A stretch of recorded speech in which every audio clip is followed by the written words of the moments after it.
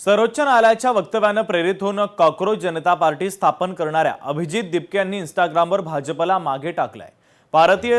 भारताचे सरन्यायाधीश सूर्यकांत यांनी देशातील काही बेरोजगार तरुणांच्या वृत्तीचं वर्णन करण्यासाठी झुरळ हा शब्द वापरला। अभिजित दिपके यांनी ही कठोर टिप्पणी ढाल म्हणून वापरली आणि उपरोधिकपणे सोशल मीडियावर कॉकरोच जनता पार्टीची स्थापना केली।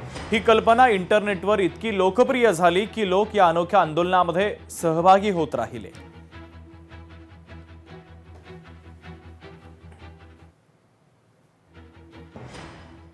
How much power you have. Please, this is my request to you. Don't think this is just a social media movement. You have immense power. You just don't realize it.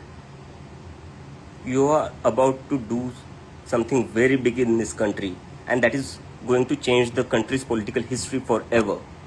You are about to change the political discourse of this country, and I'm sure you will. Because if you can bring down the biggest party in the world on its knees within just 4 days, you are meant to do many great things. लातूरच्या RCC coaching क्लासेसमध्ये सराव परीक्षा सुरू आहे। विद्यार्थ्यांचं शैक्षणिक नुकसान होऊ नये यासाठी परीक्षा घेतली जाते। आरसीसीच्या नियोजन समितीने हा निर्णय घेतला तर विद्यार्थी सराव परीक्षेच्या तयारीसाठी कॅम्पसमध्ये दाखल झाल्याचं कळतंय।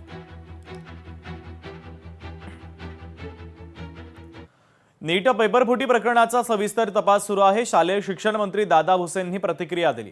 खासगी क्लासेस संदर्भात नियमावली तयार केली जाणार असून नीट प्रकरणाची सीबीआयकडून चौकशी सुरू असल्याची माहिती मंत्री दादा भुसे यांनी दिलेली आहे। नाही, आपल्या सर्वांना निश्चितपणे या गोष्टीचा खेद आहे। मला वाटतं की अनेक विद्यार्थ्यांनी या परीक्षेची तयारी केलेली आणि या घोटाळ्यामुळे निश्चितपणे निराशा आहे। परंतु आपण जर बघितलं असेल तर केंद्र शासनाने अतिशय गंभीरपणे हा विषय घेतलेला आहे। सीबीआय चौकशी प्रगतीपथावर आहे।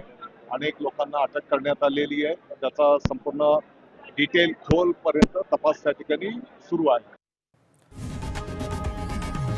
लोकशाही मराठी ऐका, पहा, जागरूक रहा।